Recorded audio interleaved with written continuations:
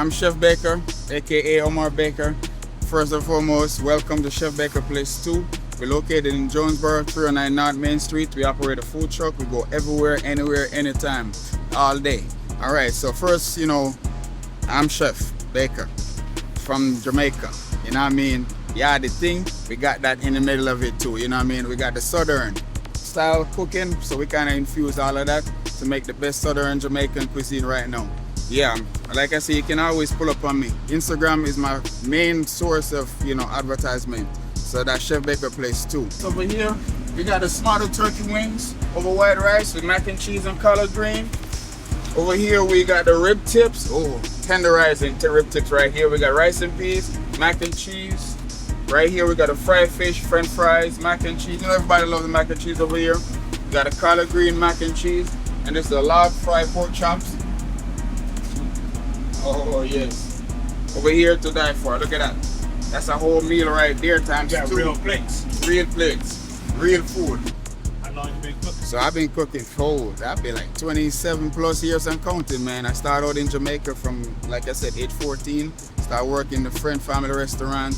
Worked my way up to, working a cruise ship, work a country club, guest out. Like you name the cuisine, pretty much, I worked it. You know what I mean? So I work everywhere, south side, north side. I work different, probably like 8 to 9, 10 different states, part-time job, 6 months to 9 months. 2021 when the pandemic hit, started out business, started cooking from selling meal from home.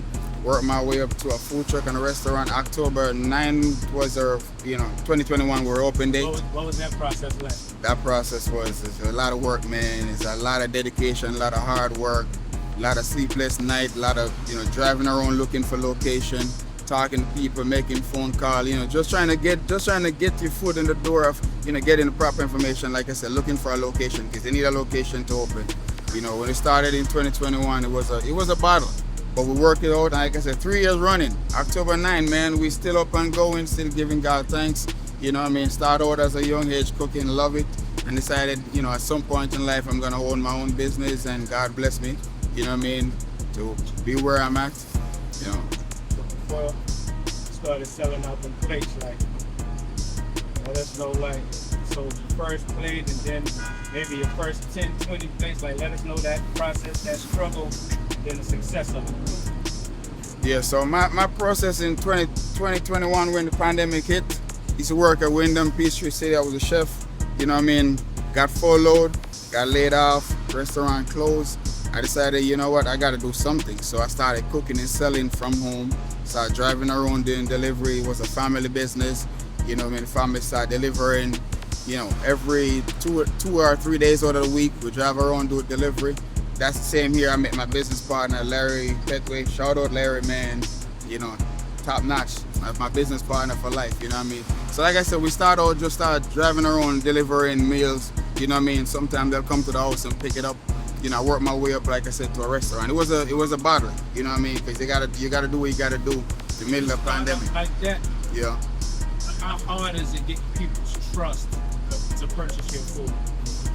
Actually, for me, it wasn't really hard because majority of people who knew me prior, if you go on my Facebook page, I even advertised through Facebook. They knew I've been a chef pretty much all my life. So it wasn't hard starting out. It's just like I said, doing the delivery.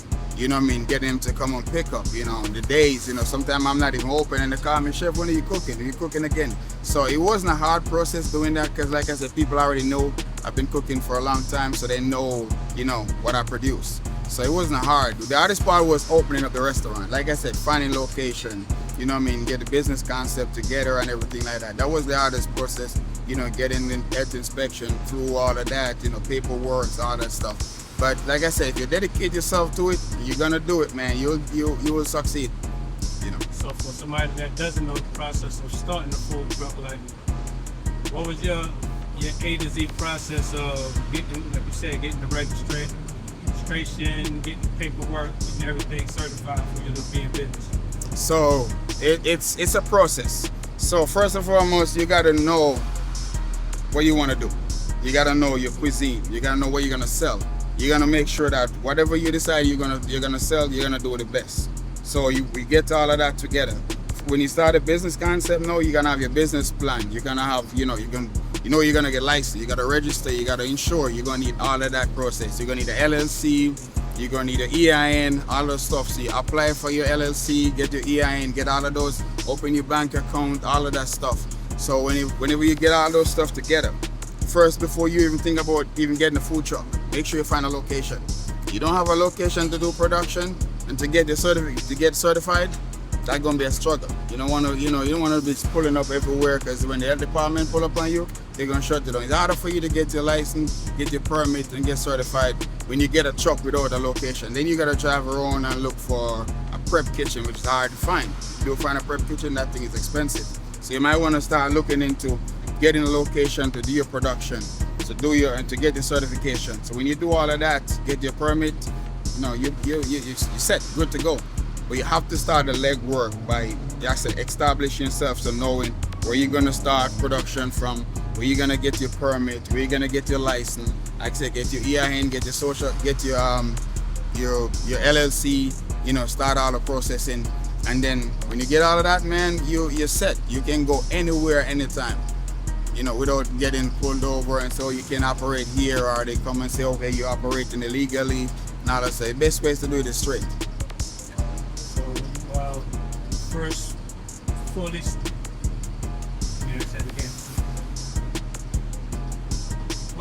what did you start off with? Did you fully blow out your truck and have everything in it, or did you start piece by piece building your truck? So first and foremost, when I started, the process of the food truck, I get my food truck customized. I designed the way I want it, everything inside it designed just the way I want it. It's like I can operate it by myself, I can operate with a team, 2 or 3 people, without bumping into each other. The way I set the menu, compared to the way I design the truck, it's easy to operate. You can find everything by just a turn. So I designed the truck myself. I get it customized just the way I like it, just the way I need it, just the way I want it. So I got it customized all the way through. I designed it just so, like I said, it's more convenient for me and also a team. So if we're going to a big event, it's designed for 3 people on the truck at the same time and nobody bumping each other.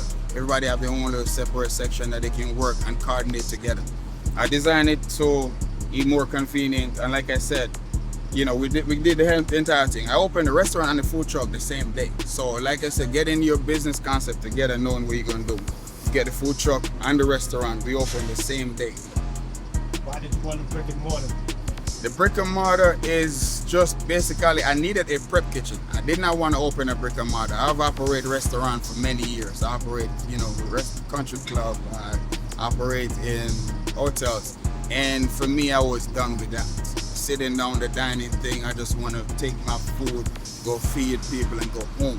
I didn't want to have people coming to me and sit down. It's hard for me to sit in a restaurant and wait for a customer to come, that wasn't me anymore. So I just wanted a food truck and a prep kitchen. When I started, trying to get all the process together, they wanted me to open the restaurant. So they pretty much forced me to open the restaurant. So after a while, nobody really want to work. So, I had a staff, decided to move on to, something new. So I decided, well, now it's time for me to close the restaurant, temporary, not permanently, because, things happen where you gotta open for a day or 2, and God forbid something happened with the truck, I can operate from the restaurant at the same time. But it's more convenient for me to operate the truck. So I just decided to do both of them, because that's the only way I would get my license, get my permit, and get to operate. And then whenever, I don't have a staff in, what I did, I just operate by myself, majority of the stuff, everything is cooked and prepped by me, yours truly. So I just operate a food truck. It was an event, catering, and big stuff going on. My business partner will chip in, kids will chip in, and we do what we gotta do. Yeah. Every day, anywhere cuisine. That's how we do it. Pull up on me. Ready for you, ma'am? Ma'am, ready to go? Everything in the same bag, all right? Okay. All right, cool beans. That's it, Yes, ma'am, and napkins and sauces. All right, thank you.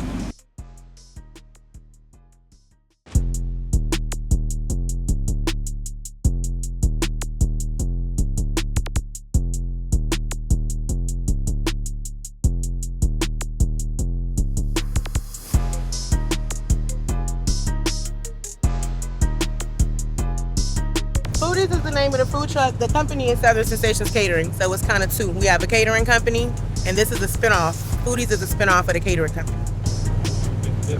2016, so almost 8 years come November. I did it start. It started with Southern Sensations Catering, job lunches, weddings, birthday parties back at home in South Carolina. And then we came here in 2020 and I knew everything was faster here, so I wanted a food truck. So I added a food truck once we got to Georgia. The food truck is new to the company, 4 years. Catering company since 2016. Woo, my family back home do all the cooking. Like, it's just something I've been doing since 14. About 8 years ago, I decided to see what it would be like to get some money out of it. And it took off. I ain't looked back. I ain't clocking 9 to 5 since 2016. Started off with family, then friends, then neighborhood. Yep, so it started out with, family cookouts. Throwing parties and cookouts, everybody coming and eating. Then it started out with, I believe, $5 lunch boxes back in 2016. Then we went to doing job lunches, the warehouses. And then from there, they began to book us for their birthday parties, their holidays. And yeah, it just kept going. We started doing game parties. And then we got here in 2020 and added a truck. But yep, it started with family and then just $10 plates all the way up to $40,000 weddings at this point. What's your background in school? I'm a high school graduate from Somerville High School. I took up business in college, trade, but it's just been the catering and the food since then. But yeah, I got my education and I got my business. I am a self-employed sole proprietor. I run the company. I do all the cooking myself. My family helps me serve. They help me set up. But as far as the actual cooking and prepping, all the soul food dishes and everything, it's just me. I'm looking to open a restaurant in a couple weeks. I gotta find a location. A couple months. I gotta find a location here. Why is it that you want a brick and mortar? I want a brick and mortar because I have elder family here. My mom's here, my aunts are here, and I want them to come into the restaurant with me and make those pies and all that good stuff that they've been doing since I was a little girl. So I want to keep it into the family, and I want a brick and mortar for the family to be able to grow from together. You have a brick and mortar back in South Carolina? I did not. It was just the catering company, and then out of a ghost kitchen. We operated out of a ghost kitchen for the catering, a commissary, excuse me. That you wanted one back there? A restaurant? Yes, I always knew I wanted a restaurant. I just didn't know the path. So we decided to move and target celebrity catering here or upscale catering here and added a food truck since everything was so quick. And it's still my end game to get that brick and mortar. I want the building. I want everyone to get the feeling of a, mom and pop shop, good vibes, sit down, get your belly full, relax. So what was that first sale like when you cut down in that? I'm quite sure everything ain't smooth as you was. It's not the same. People eat different here. So, back home in the Carolinas, it's turkey wings, collard greens, mac and cheese, smothered this. Here, it's kind of on the go. So the catering company hasn't really took off as much here. The quick foods do. The egg rolls, the wings, the fried fish. So when it came to the sales here in Atlanta, they've all stimulated for the most part out of the truck. Now I do catering holidays for Amazon, a Dollar General warehouse. They do all of my soul food dishes. And I mean, it's great. They love it. I love to go back and pack up. They're all happy. They want the cars. They want to know if we're coming back. They want to-go trays. So yeah, it's been a pleasure. I'm hoping to grow the catering company more here and then also get this truck and more events and move around more in the city. We're stationed out in McDonough. But it's good to come out to the city and try to network a little bit and meet everybody. Story behind the name. Southern Sensations Catering is kind of just that. Like, it's catering of straight soul food, southern food, real southern dishes. A lot of people say they do soul food, but they're kind of combined from other places. We grew in the South, so when it comes to the southern and the soul food, we do it best. Foodies, it's just that I love food. I love to eat and I love to create great dishes. So that, the lobster mac and cheese egg roll, the shrimp and grits egg roll. You gotta be a real foodie to come up with stuff like that. So you get the taste of a foodie world with the food truck. What's next? We gon' more business with the truck in different locations. We want to hit the colleges. We want to get back in. We fed the homeless downtown last year. We want to get back out there. More corporate catering events. Right now, I'm focused on getting my holiday special menu out to all the warehouses and like the Walmarts that feed their employees during the holiday season, because we want to get into that network with them as well. We did a lot of that back home, and I'm looking to do it here. And then 2025 is a restaurant. You will see Southern Sensations Catering somewhere. You can contact us via phone. We have our Instagram handle, which is our Southern Sensations. We have our TikTok, which is Southern Sensations Catering. Facebook is Southern Sensations Catering LLC. And then I'm Tyra. There's the website, SouthernSensationsCatering.com. You can place your catering orders, see all of our catering dishes, lots and lots of food there as well.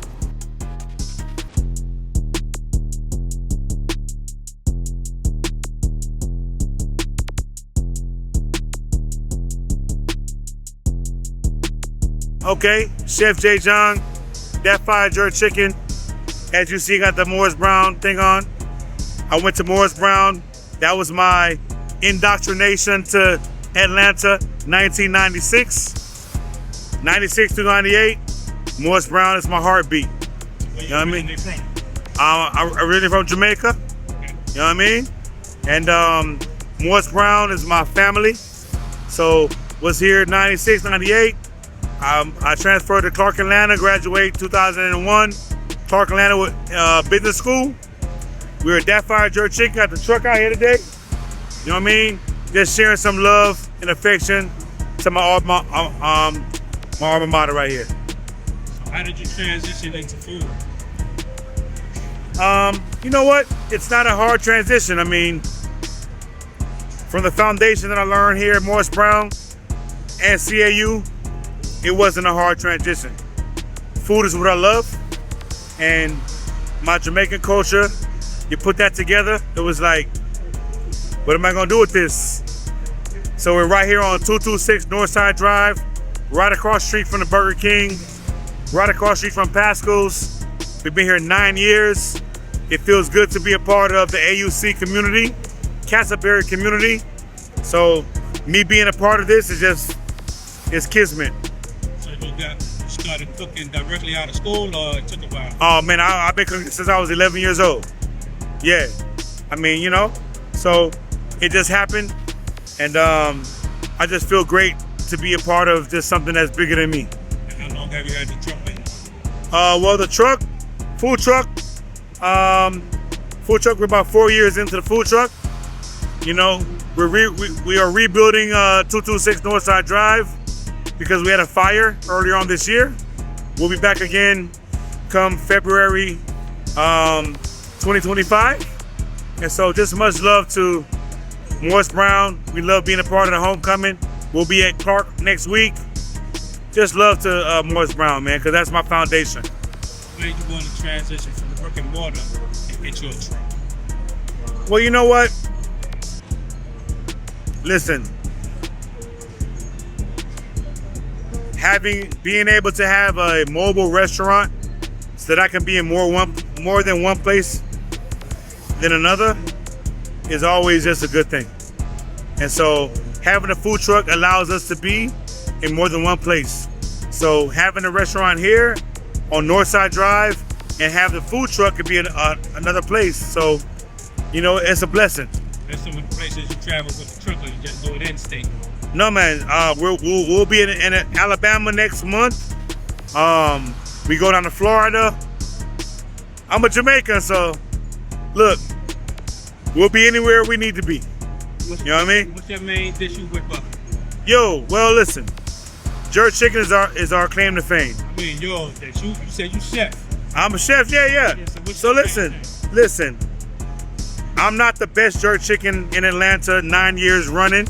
If you Google me, all the awards we've won, that's our claim to fame. But our oxtails are if you even Google that, our oxtails are a great dish. Our brown stew chicken, curry chicken. You know, we do some fun things, jerk chicken tacos. We do the #1 critically acclaimed, our jerk chicken cheese fries are the best in Atlanta. So, you know. It's hard finding, well, it's not hard finding good Jamaican food. I'm from New York. Yeah. Jamaican food everywhere. Everywhere. All of them are good. And so, what's great about that is I lived in Brooklyn for 5 years. Okay. And through that experience is where I got a lot of, you know what, I need to tighten up on this, content up on that because, you know what I mean? Because I'm like, I don't want nobody coming from Brooklyn, New York, coming down to me and say, yo, this ain't real. So, you know what I mean? So we make sure to say like everything straight up on the grill, everything smoked, our jerk pork, our jerk chicken, everything's on the grill, all original recipes. We have our own pop sauce, our own hot sauce that we make, jerk chicken sauce that we make. So we just try to make it as authentic as possible. Saying some states people travel to. Yes. Different people like different foods. Yes, absolutely. Atlanta, they come and get what from them? Well, I listen. know they get a little bit of everything, but what they get Listen. If you Google me and you Google best jerk chicken, I mean, you know, whatever. But I will say that we just try to make sure that we just keep everything 100, right? And I like to have fun with my recipes. So right now we have jerk chicken tacos here, fish tacos, jerk chicken tacos, my oxtails, brown stew chicken. So I just try to play with everything that I can and make sure that it's wonderful. And I try to make sure I stick to my roots as well, always. And Morris Brown is my roots because I came here in '96 and this was my first experience in Atlanta was 96, 98. I love Morris Brown. I graduated CAU, but the AUC is my family. That's why we opened up 2 blocks away from here. So this is my family. And so we want to make sure that we love the community and we give back to whatever they gave back to me. I'm not who I am right now without Morris Brown. I'm not who I am right now without Clark, Atlanta.